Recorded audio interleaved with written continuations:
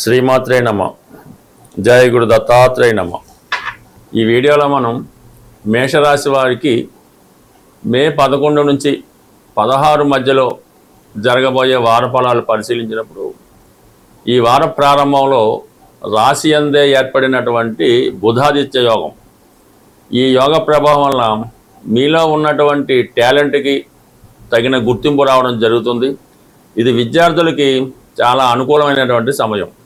ఈ సమయంలో మీరు ఏదైనా కాలేజీలో సీటు కొరకు ప్రయత్నం చేసినా, ఒక ఇంటర్వ్యూకి అటెండ్ అవుతున్నాం, కొత్త ఉద్యోగం కోసం ప్రయత్నం చేస్తున్నాం, చాలా వరకు సక్సెస్ అన్నది రావడం జరుగుతుంది. అలాగే ఇది ఆర్థిక పరంగా మీ అవసరానికి, అంటే విద్యా అవసరాలు కావచ్చు, వ్యాపార అవసరాలు కావచ్చు, ఎటువంటి అవసరానికైనా తగిన ఆర్థిక సహకారం ప్రభుత్వ రంగ సంస్థల నుంచి కానీ దగ్గర బంధువుల నుంచి కానీ లభించే అవకాశం ఉంది. బట్ ఏదైనా వ్యక్తిగతంగా మీ యొక్క ప్రాధాన్యత అన్నది ఈ వారంలో పెరగడం జరుగుతుంది. అయితే వార ప్రారంభం 10వ తారీఖున కుజుడు 12వ స్థాన సంచారం, ఇది మీకు ఎవరైతే ధనం సహకరించారో వారి నుంచి తీవ్రమైనటువంటి ఒత్తిడి ఏర్పడుతుంది.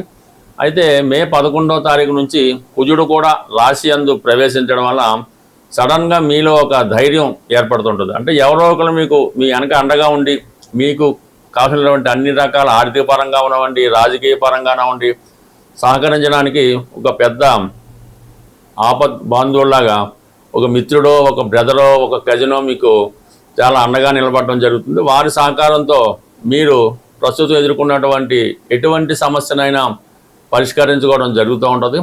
ఇక ప్రధానంగా మీరు గవర్నమెంట్ సర్వీస్లో ఉన్న, ప్రైవేట్ సర్వీస్లో ఉన్న మీ యొక్క వృత్తిలో మీ యొక్క హోదా పెరిగే అవకాశం ఉంది. కొంతకాలంగా ఆగిపోయినటువంటి ఈ ప్రమోషన్ కానీ, అలాగే కొత్త ఉద్యోగంలో రిక్రూట్మెంట్ కానీ, ఇవన్నీ కూడా ఈ సమయంలో రావడం జరుగుతుంది. ఇది చాలా గొప్ప యోగం మాట. రాశ్యాధిపతిగా ఉన్నటువంటి కుజుడు రాశిలో ప్రవేశించి అదే రాశిలో ఉచ్ఛ పొందుతున్నటువంటి రవితో కలిసి ఉండడం అన్నది, ఇది రాజకీయ రంగంలో ఉన్న వాళ్ళకి, రియల్ ఎస్టేట్ రంగంలో ఉన్న వాళ్ళకి, వ్యక్తిగతంగా ప్రభుత్వ సర్వీస్ కోసం ప్రయత్నం చేస్తున్న వారు, కొంతమంది గ్రూప్ 1, సివిల్స్ ఎగ్జామ్స్ రాస్తున్న వాళ్ళకి చాలా ప్రాధాన్యత కలిగినటువంటి సమయం. మీరు ఈ ప్రయత్నం ఇదే కంటిన్యూ చేసుకుంటే అతి తొందరలోనే మీరు అనుకున్నటువంటి గోల్ సాధించే అవకాశం ఉంది. ఇక ప్రధానంగా ధనస్థానంలో, కుటుంబ స్థానంలో శుక్రగ్రహ సంచారం మీ వాక్చాతుర్యానికి విలువ పెరుగుతుంది. మీ కుటుంబంలో స్త్రీలకి ఏదో ఒక శుభకార్యం జరిగే అవకాశం ఉంది. అలాగే మీరు కళారంగంలో కానీ, సినిమా రంగంలో కానీ ఉన్నప్పుడు తగిన ప్రాధాన్యత మీకు లభించే అవకాశం ఉంది. మీ కుటుంబంలో ఏదో ఒక శుభకార్యం కూడా జరిగే సూచనలు ఉన్నాయి. ఇక ప్రధానంగా లాభస్థానంలో రాహుగ్రహ సంచారం వల్ల ఏంటంటే మీకు మీడియాకి సంబంధించింది కానీ, సాఫ్ట్వేర్ రంగానికి సంబంధించింది కానీ, విదేశ సంస్థల్లో పనిచేస్తున్న వారు కానీ, విదేశంలో ఉన్నవారు కానీ సడన్గా మీకు సపోర్ట్ ఇవ్వడం జరుగుతూ ఉంటుంది. బట్ ఏదైనా మేషరాశి వారి యొక్క అభివృద్ధి ఈ వారం చాలా అనుకూలంగా, అభివృద్ధికరంగా ఉండడం జరుగుతుంది. ఎటొచ్చి 12వ స్థానంలో శనిగ్రహ ప్రభావం వల్ల కొన్ని అనుకోని ఖర్చులు మిమ్మల్ని ఇబ్బంది పెడుతుంటాయి. ధనం ఒక దాని కొరకు తెస్తే వేరొక దానికి ఖర్చు అయ్యే అవకాశం ఉంది. కాబట్టి కొద్దిగా తొందరపడకుండా ఏది ధనం దేనికి ఖర్చు పెట్టాలి, ఏది ఇంపార్టెంట్ అన్నది ఆలోచించి మీరు ప్లాన్ చేసుకుంటే ఖచ్చితంగా మీ ప్లాన్ వర్కౌట్ అయ్యి 100% ఫైనాన్షియల్ పొజిషన్ పెరిగే సూచనలు ఉంటాయి. మనకి ఈ వారంలో 12వ తారీఖున హనుమత్ జయంతి రాబోతుంది. అయితే ఎప్పుడు ఆంజనేయ స్వామిని పూజించడం అన్నది ఆ ఫలితం ఒక రకంగా ఉంటుంది. కొన్ని ప్రత్యేకమైనటువంటి పర్వదినాల్లో ఈ స్వామిని పూజించినప్పుడు ఆ ఫలితం మనకి మరింత శీఘ్రంగా వచ్చే అవకాశం ఉంటుంది. అయితే ఈ ఆంజనేయ స్వామి వారికి పూజించే విధానంలో, అంటే సాధారణంగా టెంపుల్లో అర్చన, అభిషేకం చేయించుకోవడం జరుగుతుంటుంది. మనకి మీరు ఏదైనా ఒక కార్యాన్ని స్వామికి అప్పచెప్పాలనుకుంటారు. మీరు ఏదైనా ఒక కార్యాన్ని స్వామికి అప్పచెప్పాలి, లేదంటే మనం కోరుకోవాలనుకుంటాం. అది ఉద్యోగమా, పెళ్ళ, సంతానమా, ఏదైనా అయినప్పుడు మరి స్వామివారికి తమలపాకులతో పూజ చేయడం వల్ల మీకు ఆ కోరిక సిద్ధించడం జరుగుతూ ఉంటుందన్నమాట. ఆ కార్యక్రమం విజయవంతంగా పూర్తి అవ్వడం జరుగుతూ ఉంటుంది. మీకు రుణ బాధలు ఎక్కువగా ఉన్నాయి, అన్నదమ్ములతో విభేదాలు, భార్యాభర్తల మధ్య సమస్యలు, ఇటువంటి ఉన్నప్పుడు స్వామివారిని మంగళవారం రోజు మరి సింధూరంతో అభిషేకం చేయడం వల్ల ఇటువంటి సమస్యలకి పరిష్కారం దొరుకుతుంది. మనం కేవలం ఉద్యోగం కొరకు ప్రయత్నం చేస్తున్నాం, ఎటువంటిగా ఉద్యోగం రావటం లేదనుకున్నప్పుడు మీరు ఉద్యోగం వచ్చేదాకా కూడా ప్రతి శనివారం రోజు ఆంజనేయ స్వామి వారి ఆలయంలో దర్శించుకోవడం, అంటే శనివారం అది దర్శించుకొని మీకు వీలున్నప్పుడు వడమాల స్వామికి సమర్పించవలసి ఉంటుంది.